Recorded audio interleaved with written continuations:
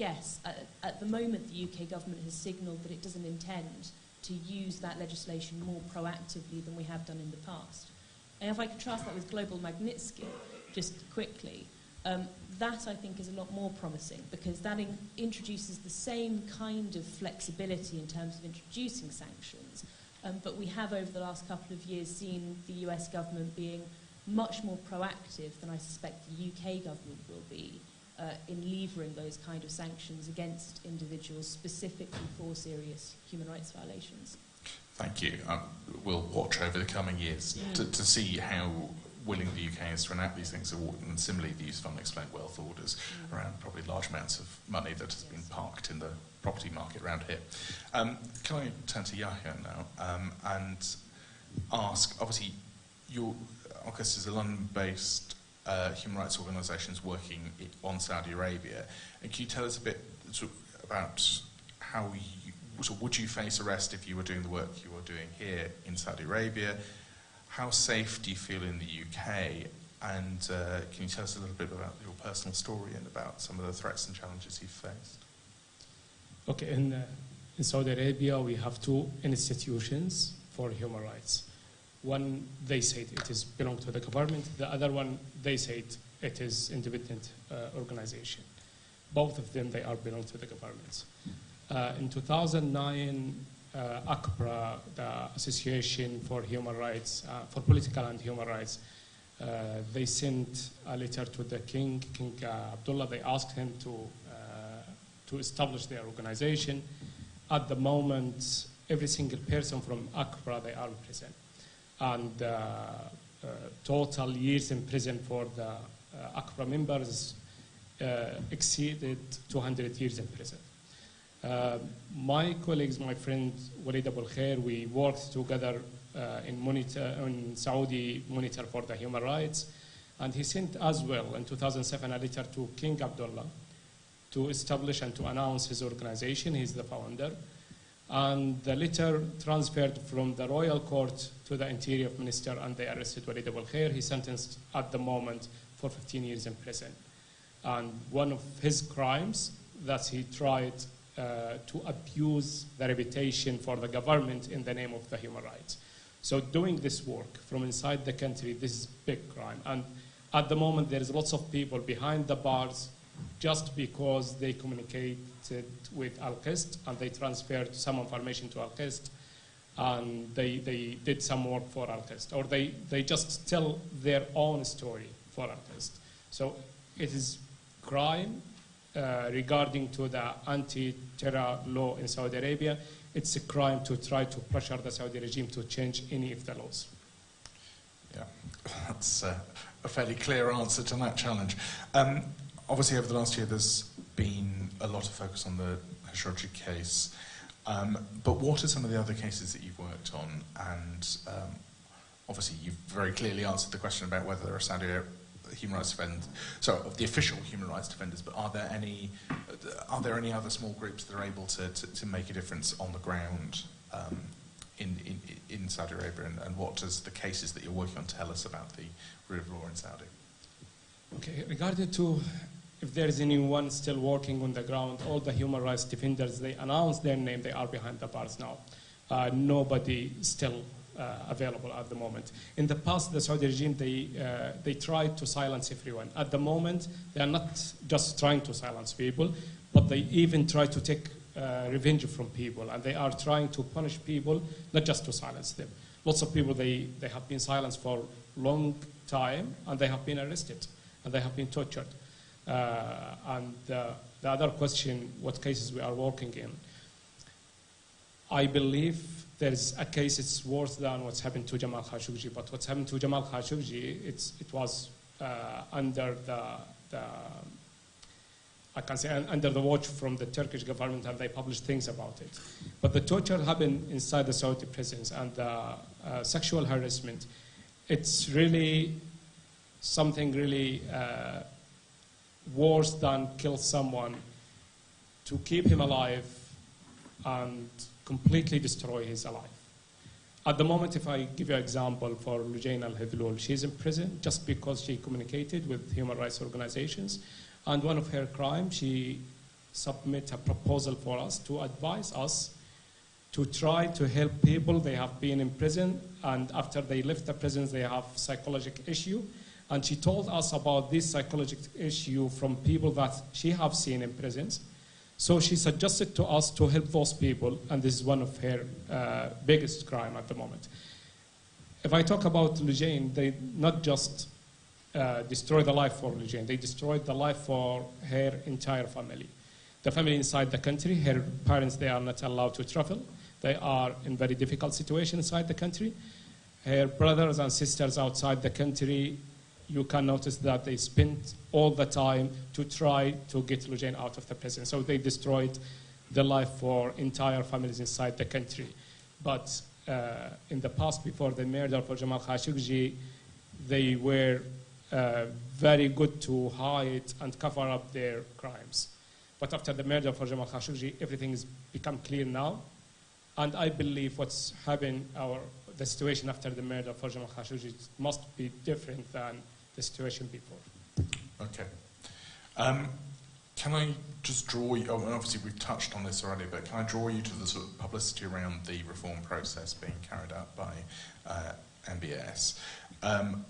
Are there any areas where it's had a positive effect on advancing human rights in Saudi? And if yes, what are those areas? And obviously you've talked about some of the areas where things are going in the other direction, but be interested in your take on the gap between the rhetoric and reality.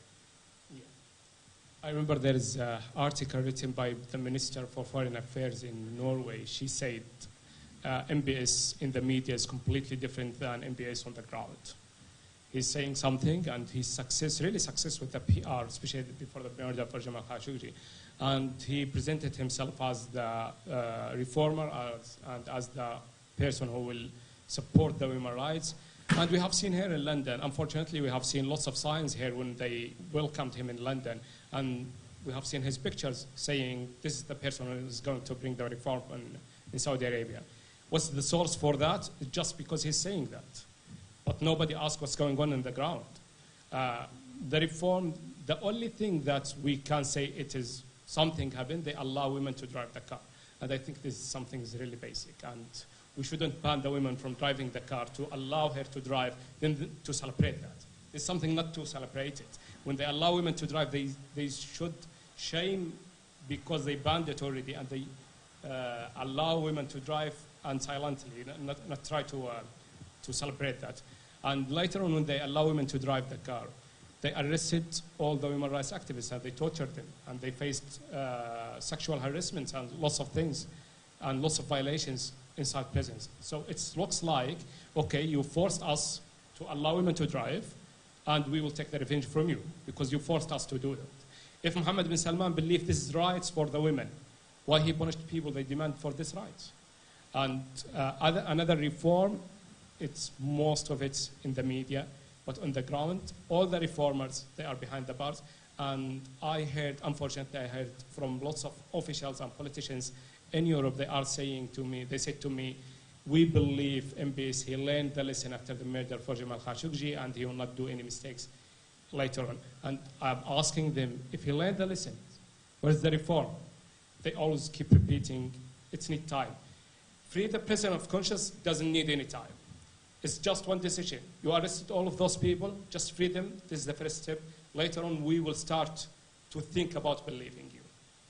Thank you. And just finally, obviously you've talked about the sort of PR reach of Saudi Arabia, but obviously its influence is broader and, both incredibly far-reaching in terms of within the GCC and globally. And so how does Saudi influence the human rights situation in other Gulf countries, including particularly the situation in Yemen? Oh, sorry.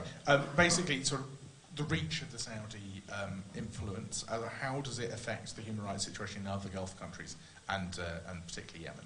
Yeah. In Yemen, they hoped to have democracy and they have revolution in the ground, and we have seen their demands. It's all the values for the human rights. Later on, we have seen the solution from GCC countries, and we have seen the interference from Saudi Arabia, and they are at the moment. What's happened after the interference from Saudi Arabia? What happened after the war?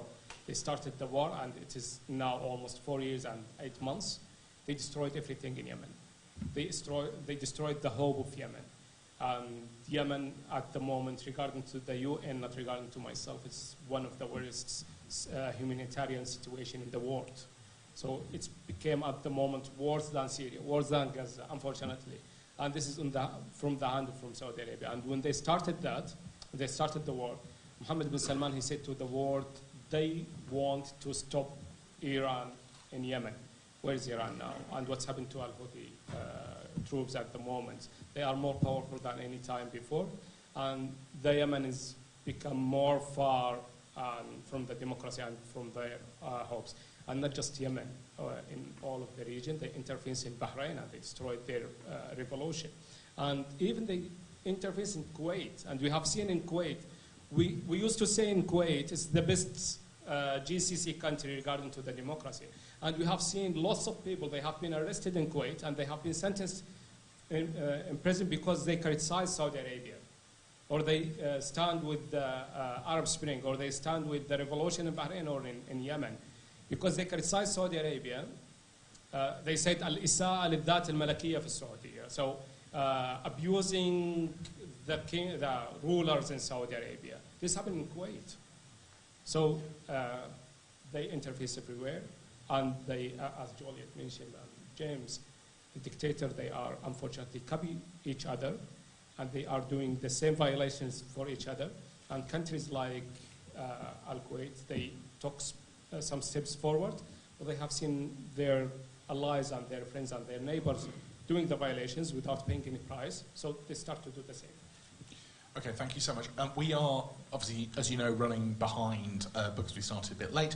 So I'm afraid we're probably not going to have time for audience questions this time. But so if you've got any burning questions, save them up for the later panels because we've got some great experts who can answer them. But I just want to touch on two closing things for anyone on the panel if they want to answer them. Firstly, we're about to see a heavyweight World Championship fight taking place in Saudi. We've seen wrestling there recently. You've got F1 in Bahrain and the UAE. And yeah, it'd be interesting to know what you think about these international sporting events taking place there. Are they an opportunity to promote openness on the ground? Are they an opportunity for the international community to hold themselves to account? Or are they getting away with it being sports washing? And secondly, I know that we can wrap up on this. So basically, if you want to give any final closing remarks on how you see the Gulf developing, and sort of what are the steps that can actually be taken to put them on the path of reform and advancement. So, and is there anything that we interested observers and experts can do to help? So, if any of you wants to pick up on any of those closing issues, and then we can have a quick break. Yeah, regarding to the sports things, it's part of the PR campaign, and they are trying to normalize the situation after the murder for Jamal Khashoggi. So if there is sanctions from businesses, from people to attend these things, if there is sanctions on Saudi Arabia, that will support to do pressure on the Saudi regime.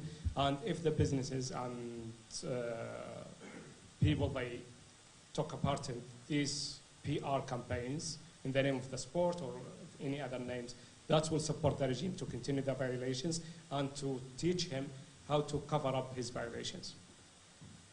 Yeah, and just to pick up on the sports washing stuff myself, I certainly agree with and would reiterate Yaya's call for these type of events to be boycotted in effect, and to not be allowed to begum the PR and propaganda drives that I think they really are. But beyond that, from a legal perspective, I'm not sure so much about opportunity, but they do present bodies that are involved with these types of events on the international front with a responsibility where, particularly in the context of sports, but we also see it with Dubai Expo 2020 and G20 in Riyadh.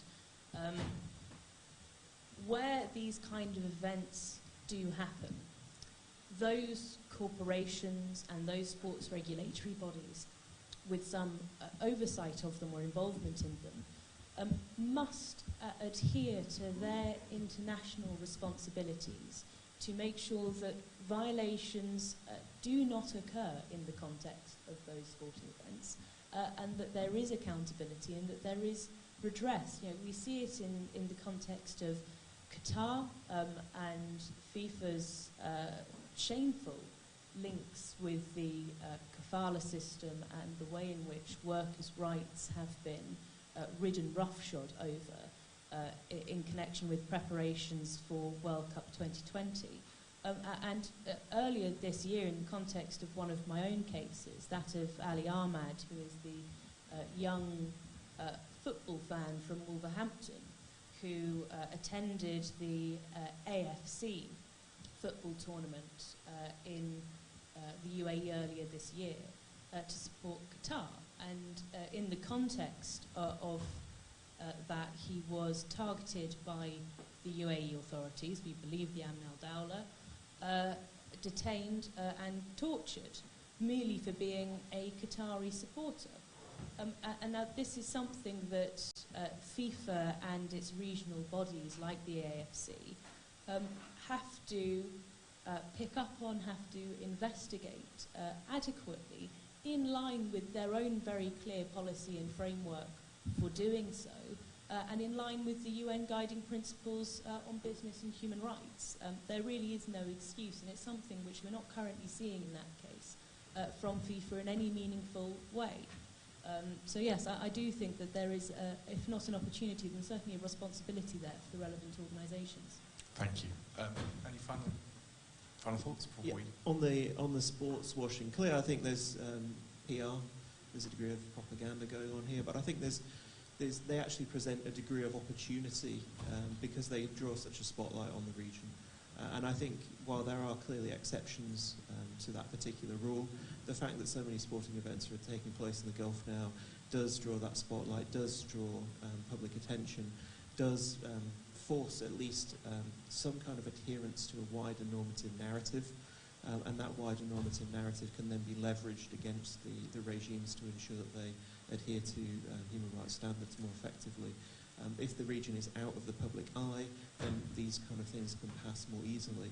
And I think the second and more important thing is that clearly these sporting events, along with wider focus on things like heritage, for example, museums, the internationalisation of knowledge, branch campuses of major Western universities opening in the region, is part of the diversification campaign associated with things like Vision 2040 in Oman and Vision 2030 in other Gulf states. These are very important structural changes in the region which are going to be crucial. And I think some of the things that are contained within those documents, such as an increased focus on entrepreneurialism, is going to drive some significant social change in the region over the next 20 or 30 years. When individual citizens are taking responsibility for the creation of wealth, as tax systems start to come in, whether those are indirect, such as VAT, or increasingly more direct in terms of investment taxes, that is going to change some of the representation mechanisms and give citizens a greater voice. And I don't think that element of Vision 2040 and Vision 2030 contained within some of those documents is fully understood what the impacts of that are likely to be in the future. Thanks so much. We unfortunately we can pick up on questions in future sessions and in the coffee breaks. No, I do understand that, but we are running behind due to a lot of technical challenges. Absolutely, I would suggest that we pick it up with people individually. Thank you so much. If people give their thanks in the traditional way, and we will get on to the next panel as soon as possible. Thanks a lot. Thank you.